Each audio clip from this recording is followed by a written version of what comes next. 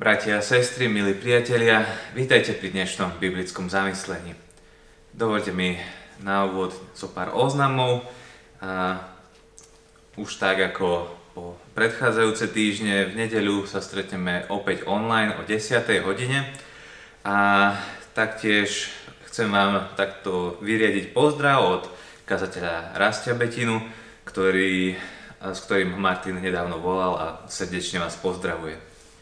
Tiež chcem pripomenúť to, že sa aj naďalej modlíme za tých, ktorí aj teraz zápasia s chorobou. Chceme sa modliť aj za starých a tých, ktorí aj nemôžu chodiť pravidelne medzi nás. A na nich všetkých chceme myslieť a môžeme sa za nich modliť. Budem sa teraz modliť. Pane náš, ďakujem Ti veľmi za to, že sa znova môžeme zamýšľať nad Tvojim slovom. Ďakujem Ti veľmi za to, že si dobrý k nám a že si bol dobrý k nám aj počas týchto uplynulých dní. Ďakujem Ti za to, že sa o nás staráš a že znova a znova môžeme upierať svoj pohľad k Tebe. Ďakujem Ti veľmi za to, že aj v týchto ťažkých časoch u Teba môžeme nachádzať útočisko a že Ty si k nám znova a znova dobrý. Prosím ťa veľmi o to, aby si sa aj teraz zmiloval nad nami, aby si, Pane, hovoril k nám cez svoje slovo, aby Tvoje slovo mohlo byť zrozumiteľné. Veľmi ťa tiež prosím o to, aby si, Pane, bol aj so všetkými tými, ktorí zápasia aj teraz s chorobami alebo so starobou. Prosím ťa veľmi, aby si bol s nimi, aby si im pomáhal. A prosím ťa aj veľmi za celú tú situáciu vo svete s pandémiou, aby si, Pane, bol milostivý nám, hriešným ľuďom. Aby si, Pane, nám pomohol prejsť tým všetkým. Prosím ťa veľmi aj za tých, ktorí aj teraz slúžia aj v nemocniciach. Prosím ťa za všetkých lekárov, zdravotné sestry, za všetok personál, ktorý aj teraz zažíva ťažké chvíle kvôli náporom pacientov. Prosím ťa, Pane, buď milostivý nám všetkým. Amen.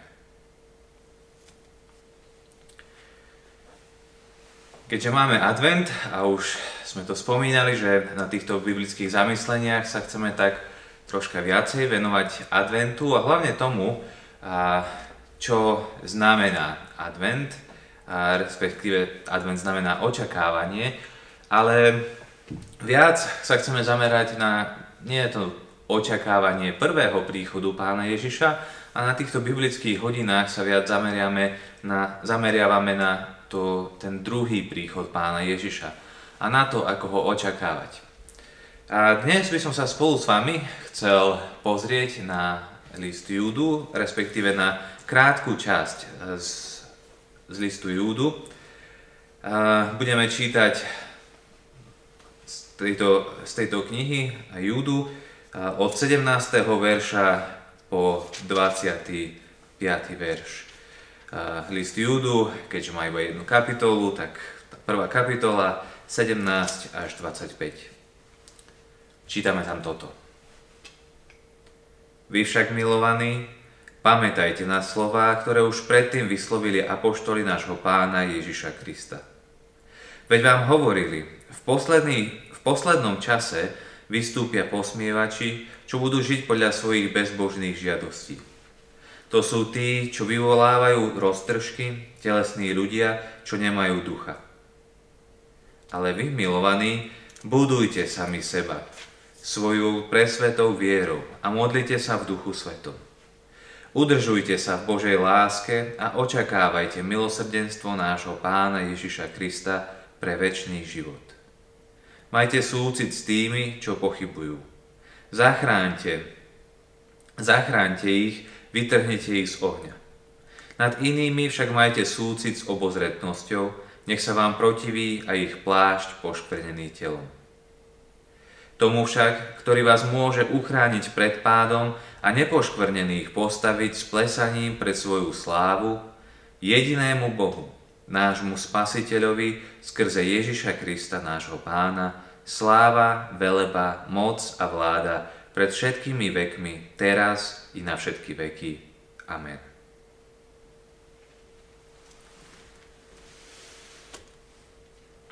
Advent. Je to čas očakávania, ako sme si to už hovorili. Čakáme na niečo dôležité. Čakáme na tú najdôležitejšiu udalosť v histórii ľudstva. Očakávame, že sa Boh vráti medzi nás ľudí. Že príde, aby dal všetko do poriadku. A myslím, že každý z nás vie, že nie je čakanie ako čakanie. Veď je to už deti.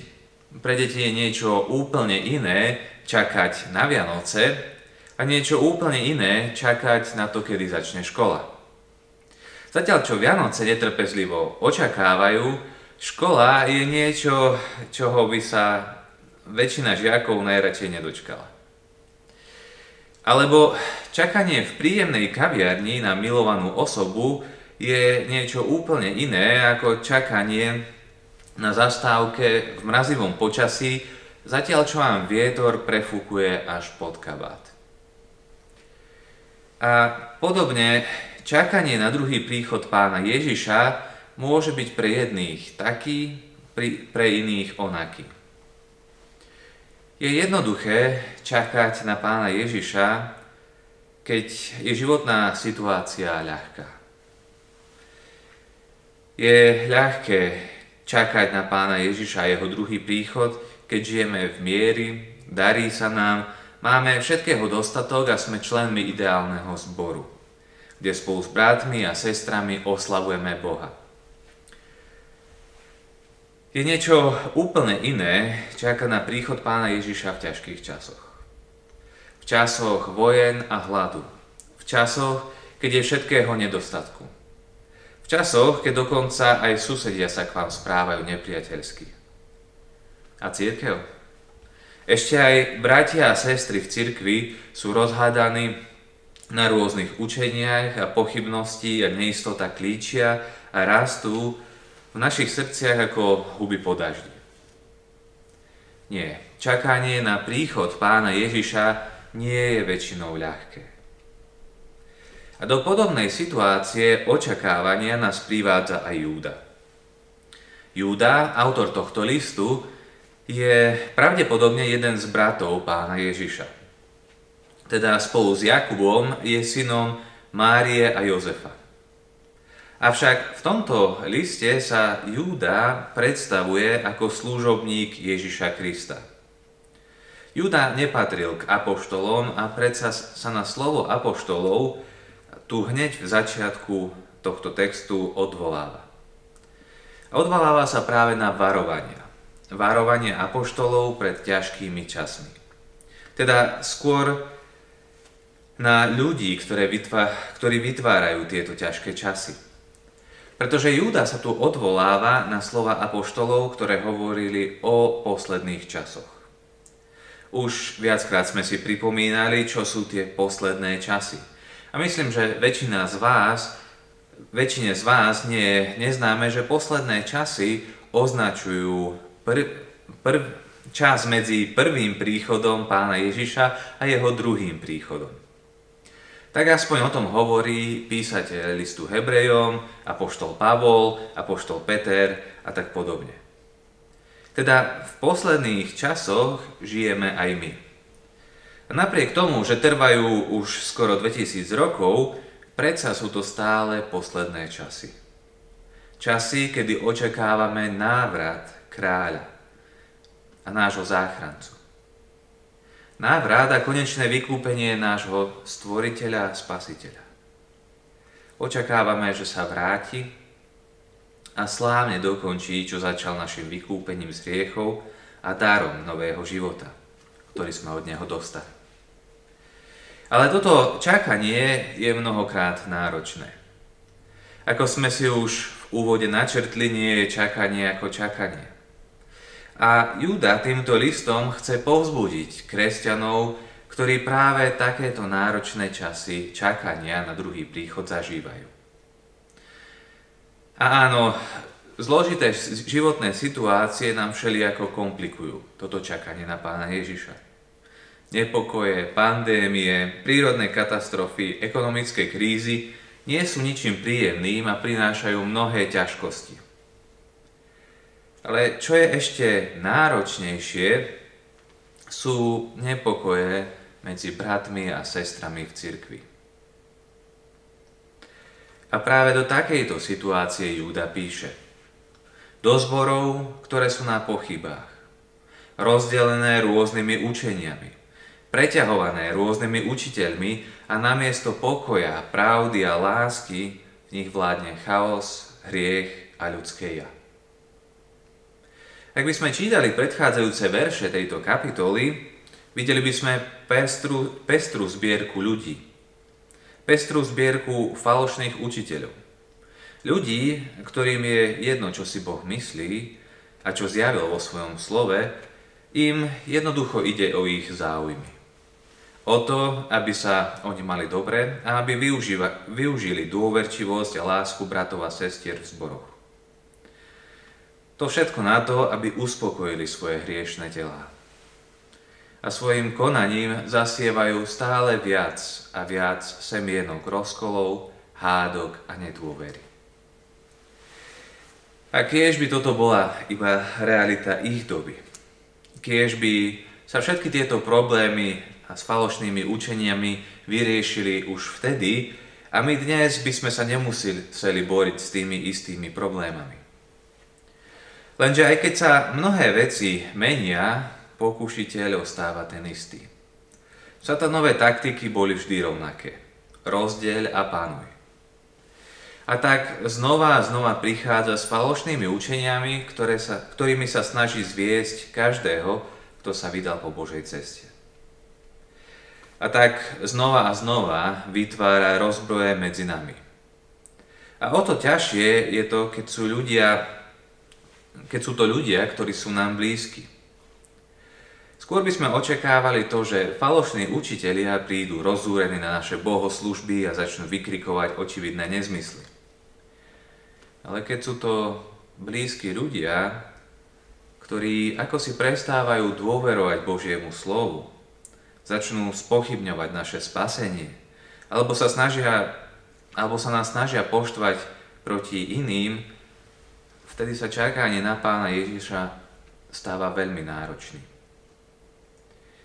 Keď sa nám ľudia, ktorí nám kedysi boli oporou v našej viere a dokonca nám boli požehnaním, sa zrazu stávajú prekážkou a zdrojom roztržok, hádok a rozbrojov, vtedy čakanie na Pána Ježiša je všetko iné, len je radostné a príjemné.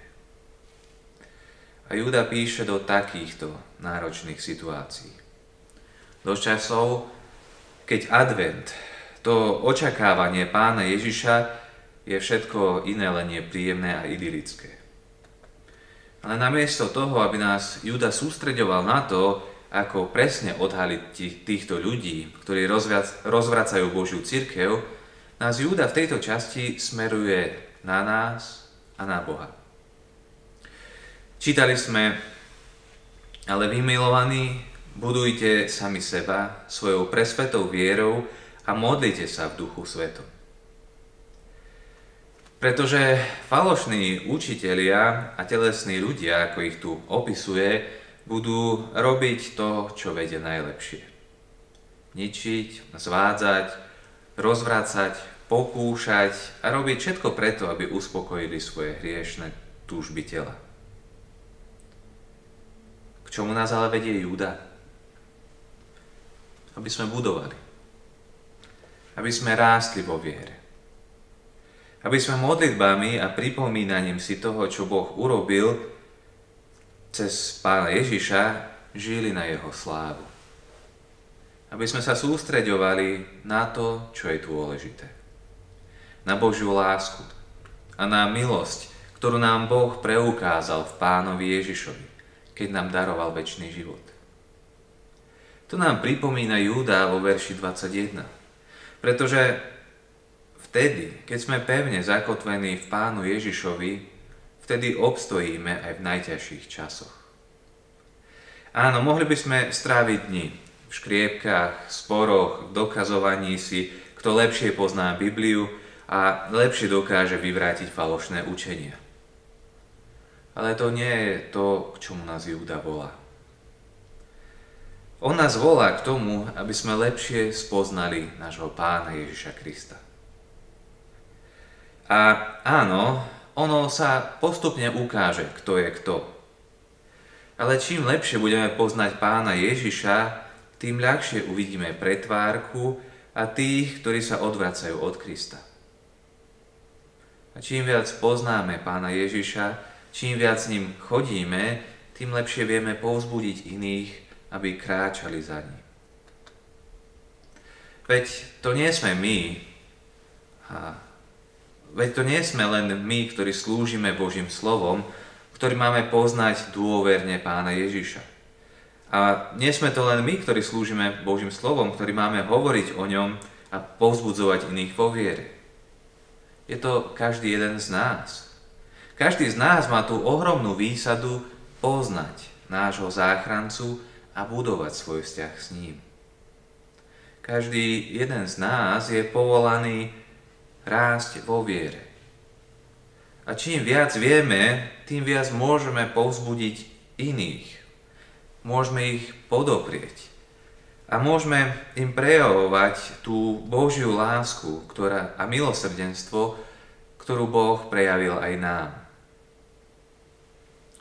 Júda túži potom, aby sme dospeli vo viere a boli schopní viesť aj iných. Veď preto nás volá vo verši 22 a 23. Majte súcit s tými, čo pochybujú. Zachráňte ich, vytrhnite z ohňa. Júda teda túži potom, aby sme dozrievali vo viere a pomohli tým, ktorí pochybujú. Veď to nie je jednoduché byť kresťanom, hlavne v dobe, keď stále viac a viac útokov prichádza z médií, na internete a od politikov. A navyše, keď ešte aj v zbore, ten, koho ste považovali za brata a sestru v Kristovi, začne spochybňovať vašu vieru, práve v takých chvíľach potrebujeme bratov a sestry, ktorí nás povzbudia v nasledovaní Pána Ježiša. Potrebujeme bratov a sestry, ktorí nám pripomenú Božiu milosť. Pripomenú nám Božie odpustenie, ktoré je nové každého rána. Pripomenú nám vzácnu obeť Pána Ježiša na kríži a dar nového života, ktorý dáva aj nám. Znova nám môžu pripomenúť aj Božiu svätosť. A to potrebujeme, aby nám pripomínali, že máme žiť tak, ako sa patrí na Božie deti. V láske, čistote, radosti podľa Božej vôle. A v tom všetkom nám pripomenú, aby sme nezabúdali na to, že sa Pán Ježiš vracia. Že prichádza, aby završil to, čo v nás začal. Dielo nového stvorenia. Preto chceme rásť. Chceme budovať našu vieru a v modlitbách utužovať náš vzťah s Bohom. Aby aj keď čas adventu, ten čas očakávania na druhý príchod Pána Ježiša, aj keď bude ťažký a komplikovaný, aby v tom všetkom nám mohlo byť jasné, v koho sme uverili. Aby sme mali jasné to, v koho rukách sme. Kto sa o nás postará a kto nás dovedie až do víťazného cieľa. A áno, časy môžu byť všelijaké. Časy môžu byť ťažké. Dokonca aj falošných učiteľov môže byť mnoho. Ale majme jasné v tom, komu sme uverili. Aby keď sa stretneme s ľuďmi, ktorí učia čosi, čo nemá nič spoločné s Božím slovom alebo s krížom Pána Ježiša, aby sme vedeli, ako konať. Júda nám pripomína, aby sme mali v takýchto situáciách rešpekt, ale aj súcit. Keď hovorí, nad inými však majte súcit s bázňou, nech sa vám protiví a ich plášť poškvrnený telom. Prečo máme mať súcit a bázeň alebo rešpekt voči nim? No, pretože je to len a len Božia milosť, že ja nie som na tej druhej strane. Je to Božia milosť, že ja nie som ten, kto rozdeľuje, kto prináša nedôveru medzi ľudí, kto prevracia Božie slovo. Je to len Božia milosť a práca Ducha Svätého v mojom živote, keď ma napomína, keď hreším a znova mi pripomína, akou vzácnou obeťou som bol zachránený. Je to Božia milosť, keď môžem rásť a On sa mi dáva viac a viac poznávať. Je to obrovská Božia milosť, z ktorej žijem deň čo deň. A predsa sa milosti nedostáva tým, ktorých tu Júda opisuje ako falošných učiteľov či falošných apoštolov. Preto máme mať s takými ľuďmi súcit a bázeň. Máme sa za nich modliť, ako nás k tomu vyzýva na inom mieste apoštol Pavol, aby im Boh daroval pokánie. A predsa nás Júda varuje, aby sme boli ostražití voči ním, aby sme sa vyhýbali ich hriešným skutkom a učeniam, ktoré zvádzajú na hriech. Pretože oni budú ostávať vo svojej hriešnej telesnosti. No, ale namiesto toho, aby Júda skončil takto pesimisticky pri falošných učiteľoch, namiesto toho obracia náš zrak hore k Bohu.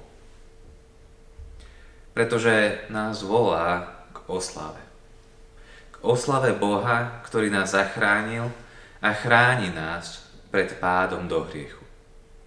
Pretože On chce, aby sme boli raz s ním v sláve. Aby sme boli nepoškvrnení, čistí, premenení a s radosťou plesajúci nad záchranou, ktorú nám priniesol. Nad tým, ako slávne nás priviedol k sebe. Aby sme plesali nad tým, ako nás očistil v Pánovi Ježišovi. Aby sme plesali nad tým, ako dokázal svoju moc, keď nás zachránil pred pádmi do hriechu. Aby sme plesali nad tým, ako nám dáva vytrvalosť. Vydržať vo viere až do konca. Pretože aj keď časy budú všelijaké a mnohokrát budú zlé, aj keď život bude ťažký, aj keď falošných učiteľov budú tisíce, predsa náš Boh je s nami.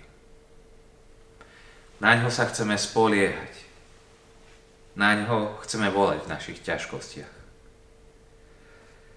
Aby aj v ťažkostiach a skúškach, aj v trápení, aj v tom dlhom čakaní sme mali jasné v tom, komu patríme.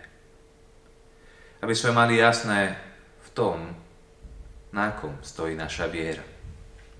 Pretože On, Pán Ježiš Kristus, je s nami od teraz až na veky.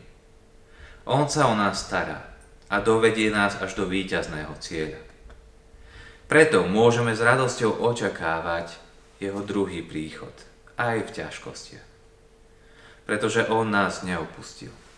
On je s nami. Jemu nech je za to sláva, veleba, moc a vláda na veky vekov. Amen. Budem sa modliť. Pane Ježišu, veľmi Ti ďakujem za to, že Ty si našim Pánom. Ďakujem Ti veľmi za to, že Ty si kráľom, ktorý si prišiel po svoj ľud. Ďakujem Ti za to, že si nás vyslobodil z moci diabla, z moci hriechu, že nás premieňaš, aby sme boli novým stvorením. Aby sme boli Božími deťmi, ktoré konajú skutky svojho nebeského Otca. Ďakujem Ti veľmi za to, že Ty si s nami. Napriek tomu, že nie fyzicky, Ty si nám poslal svojho ducha. Ďakujem Ti veľmi za to, že Ty pracuješ na nás. Že znova a znova nás posilňuješ. A prosím ťa veľmi o to, aby si nám pomohol vytrvať až do Tvojho druhého príchodu. Príď, Pane Ježišu. Tešíme sa na Tvoj druhý príchod a očakávame na ňo. Pane, Ty vidíš, že práve aj v ťažkých časoch o to viac túžime potom, aby si prišiel čím skôr. Preto príď čím skôr, Pane Ježišu. Amen.